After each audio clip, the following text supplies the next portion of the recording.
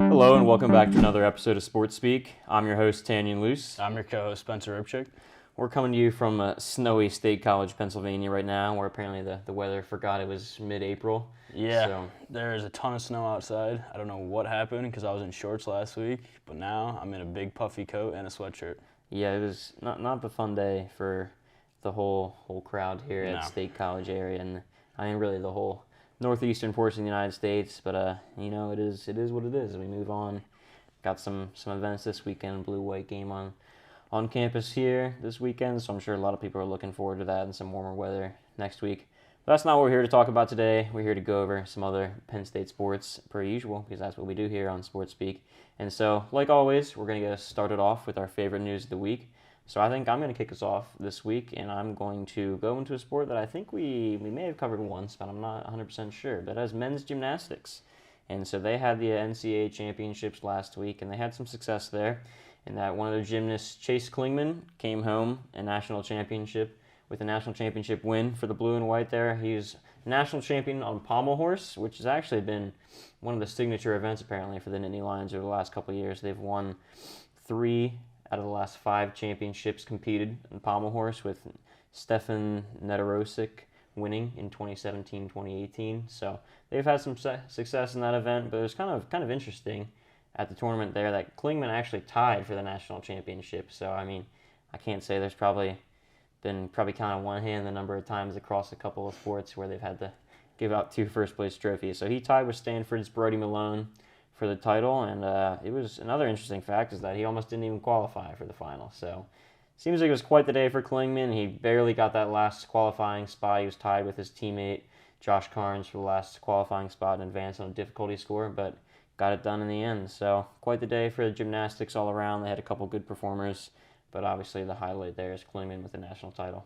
Yeah, I think we talked about him before. I don't know if he won the Big Ten title or something. Yeah, I think he did. You may have done I think that's my news, a little bit ago. I think it was talked about him being a little bit of a surprise. I mean, he was injured last year, but he came out of high school. He was a pretty highly touted guy, and he really seemed to have flourished here in this season. Yeah. Well, moving on to my news, I'm going to do some Penn State basketball, as that's my home base. Penn State's backup point guard, Sam Sessoms, announced his transfer location to Coppin State after which he said he was going to announce on May 1st. He came with a bit of curveball, announced a couple of days ago. He picked Coppin State over Mississippi State. He picked him over Michigan in the big team in the Big Ten, and Minnesota as well. So he had some big name teams that he was going to pick. Picked him over George Mason as well. So yeah, he averaged 11.6 points per game last season and shot a team best 42% from three-point range. So Penn State's going to be missing him at the three-pointer. But now he joins a Coppin State team that wasn't very good. They were 9-23 in last season and 7th in the MEAC conference. And they won 2 games in that tournament. So yeah, he's going to look to hope to be the point guard for that team. Good old MEAC there. Yeah, the MEAC I mean, conference. It sounds like they brought in some other guys though to replace him, so I don't think that was Shrewsbury and Co. are too concerned. Some other big news the other day. Penn State grabbed up 2 transfer guards, which was kind of a head scratcher since they definitely needed a big man, but Shrewsbury just was like pounding the guard position with 2 guys. I think both of them average over like 15 points per game, so yeah, they'll be pretty good too. Big time stuff there in the portal.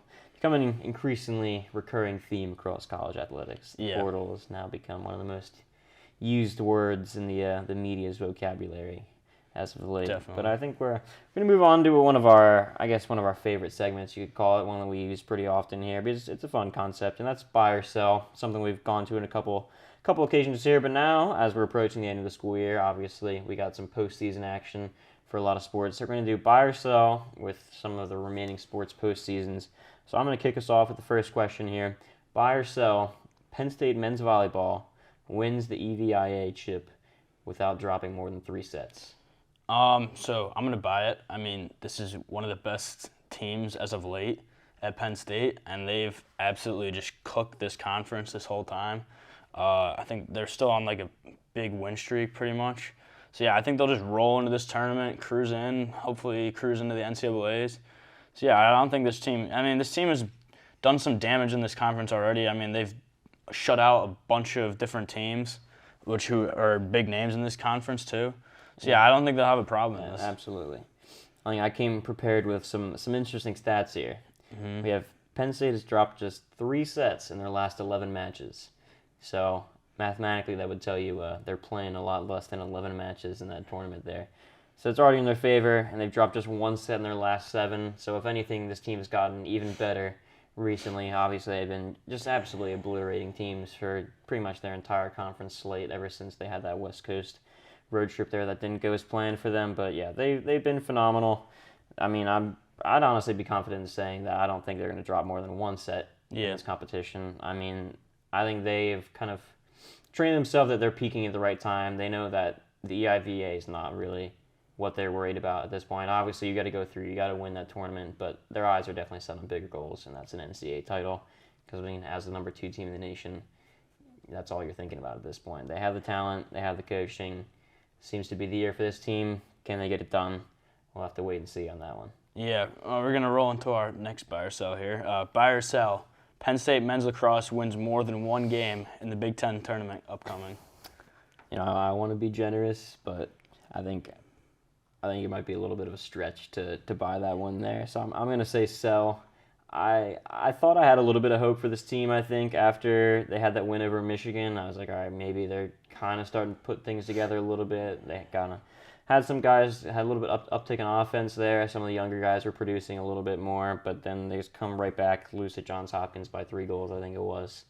And, I mean, it just seems like this season's kind of going to be thrown out the window at this point for this team. They're just trying to get it over with and move on to next year, I think. I mean, if they can win a game or 2 in the Big Ten tournament, that's great. I mean, obviously, I don't think they're going to – obviously, there's NCAA tournaments out of the question at this point for this team for sure. But, yeah, they're not looking too great. I got one more opportunity for a win against Rutgers here, and I think unless they totally blow Rutgers out of the water, then I'd be pretty confident saying I think they're going to be a one and done. Yeah, I'm going to go with you on this one. I'm going to sell because, I mean, this team, last year was a pretty disappointing season with the first round exit last year in the Big Ten tournament. But this year just took a turn for the worse. And last year, Penn State had a bunch of good players that are now in the pros, and this year they don't really have that. So yeah, I think they could. They've had like a couple of games where they've like, how did that happen? Like they've surprised a couple of teams, like the Michigan game you said. So they have I would say like a 95% or 5% chance to win one game, just out of like surprise. But yeah, I don't think they win the first round. I mean, they've kept it close in a number of occasions. I know there's how many goals? They had a good amount of one goal games throughout the season. It's just sometimes it hasn't gone their way, and that's also kind of what happens too when you don't have the star attackman that they've had in years past, and you don't have a guy that you can be like, all right, just go get the team a goal. And they don't really have that, and that's shown. And I think that's why we're both pretty confident that they're not going to go very far in this tournament. Moving on to our next buy or sell, we have Penn State softball finishes inside the top 4 in the Big Ten. So this team has surprised me quite a bit since last year was such a terrible season for them. But I'm going to sell this because there's just so many good teams in the Big Ten. I mean, this team is doing really, really well as of late. They beat Indiana the other day, but then I think they lost to Indiana. So their schedule is not too great. I mean, they have Ohio State left. Wisconsin's a good team. Illinois, a bunch of teams that are pretty good. And I think they're tied 6th right now. So they have a little bit. They're not too far out of 4th place, but I think there's some teams that they could go either way with, like the Wisconsin, the Illinois, and especially Illinois on the road. Yeah, it's a tough one. Same with Ohio State on the road. Exactly. The road games are not ideal for that team there by any means. But yeah, I mean, the opportunity's there, I think, for this team. Like you said, they're tied for 6th in the conference right now, but I believe they're only 1 game back of 4th. I know they're tied with Ohio State, and I think there's 2 teams in front of them tied for 4th. I think it's Wisconsin and Maryland, looking here at the standings. So, I mean, they play Ohio State, they play Wisconsin. So there's 2 teams right there that they could jump pretty easily as long as they come out of this series on top. So the opportunity's there for them. I think that the Illinois team could be a tough one to beat. They're sitting kind of pretty. I think it's 2nd place in the conference right now, 9-2 record compared with Penn State's 7-5 in conference. However, that also has some to do with scheduling a little bit in the teams they've played. Their overall records are actually fairly comparable when you look at them. So this Illinois team might not be as good as their Big Ten kind of conference record indicates, but obviously still a very good squad. However, I mean, this Penn State team has looked pretty solid over the recent stretch of games. Obviously, they've lost some here and there, but overall, I've been pretty I'd be pretty happy with their performance, I think, and I think they stack up well with that upper middle tier of the conference. So it really could be kind of almost a coin toss somewhat in that. So I think I'm gonna go with bye here. I think that this team is playing well. I mean, Penn State's not exactly the traditional softball powerhouse, but I think that sometimes teams come along, and I think this team is one of them that definitely has an opportunity to really make their mark kind of on the history of Penn State softball. Yeah, I think this. I mean, just looking at last season, this team's come a long way. But yeah, I feel like there's too many good teams in this Big Ten conference. That, Yeah, it's definitely a very especially with the rest very of their tight schedule. race at the top there for sure. There's a lot of good teams. It reminds me of some of the other sports. I know basketball where they had a kind of a top heavy lineup there where there's really 4 or 5 teams. Same both men's and women's basketball. Honestly, the top of the conference was pretty dang good across the board, and it was really kind of a cutthroat competition there. All right, we're gonna move into Tanyon's neck of the woods here. We're gonna go into track. So buy or sell. Penn State's women's track finishes top 2 at the Big Ten.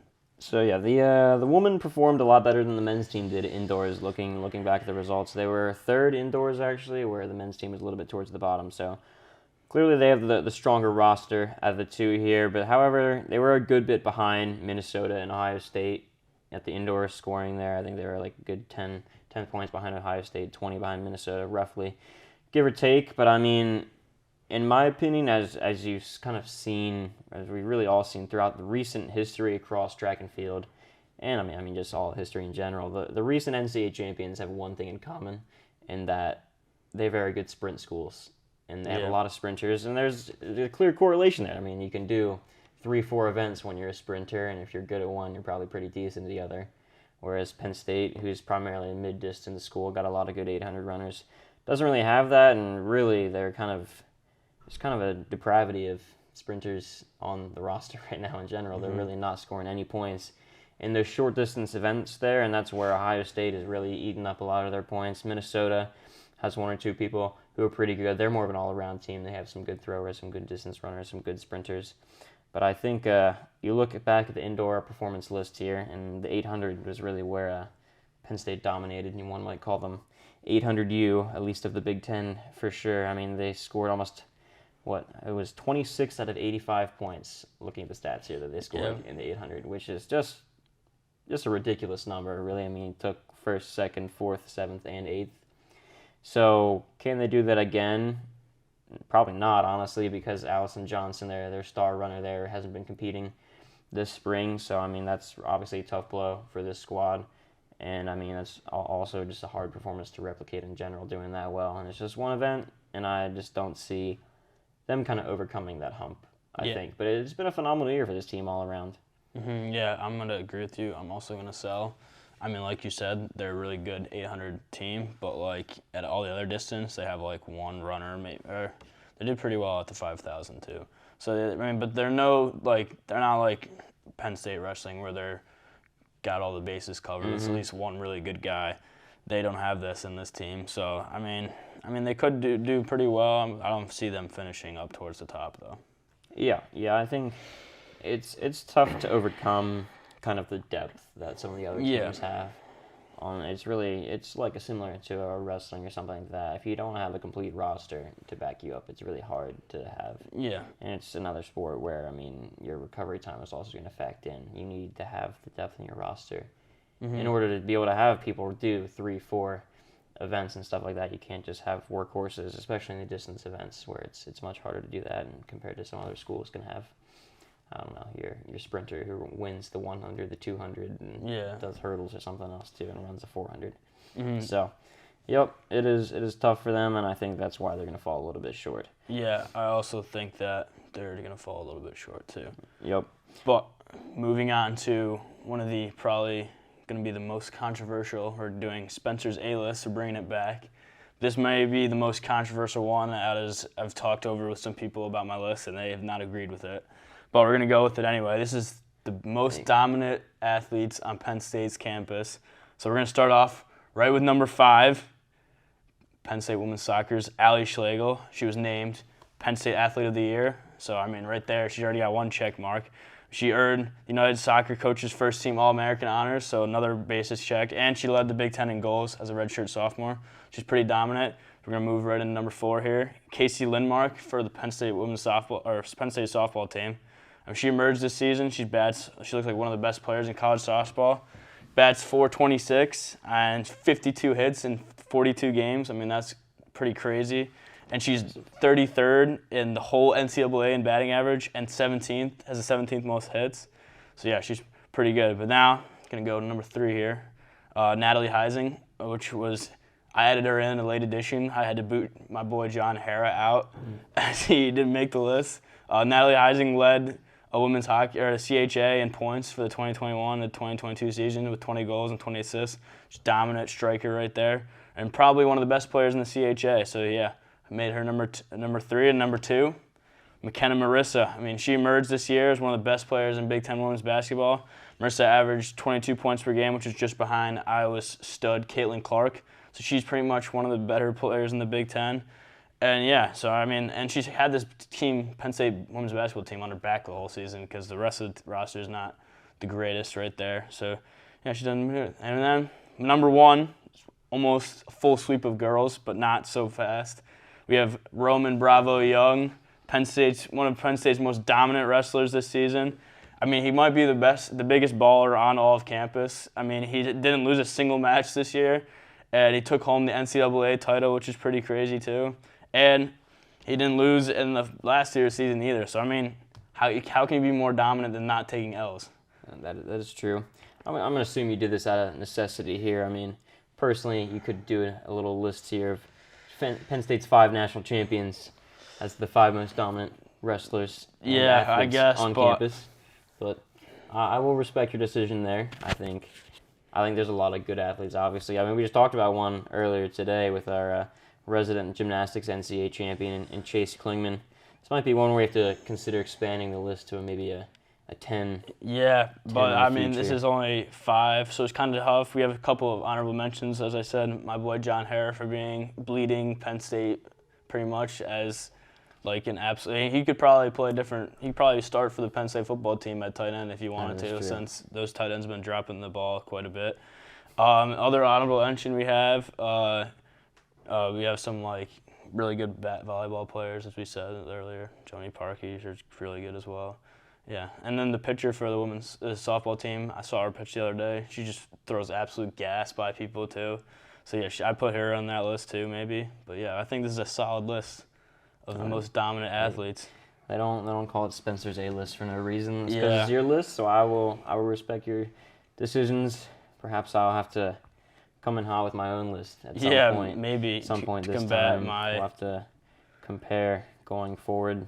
I mean, well, it's obviously. I think people are going to have different opinions from you, but that just goes to show that there's a pretty good amount of talent on campus here in State College. So it's something to be excited about if you're a Penn State fan, for sure. Yeah, I didn't realize how many women athletes are so dominant on Penn State's campus. I mean, aside from like the wrestling team, Penn State women's dominate pretty much. They're 4 out of my 5 top 5, and they could easily be 5 out of 5 if Penn State wrestling wasn't so good. Yeah, they've done a great job there. Sandy Barber really did a good job of kind of propping up a lot of the women's sports. A lot of them really improved over recent years, and I think that's obviously something that her legacy is going to reflect here at Penn State, and it's going to be something that's going to continue, I'm sure, for many years to come. So I think something to be happy about for Penn State fans, and something that's reflected quite literally in your list right there. Mm-hmm. The number of dominant women on this campus right now.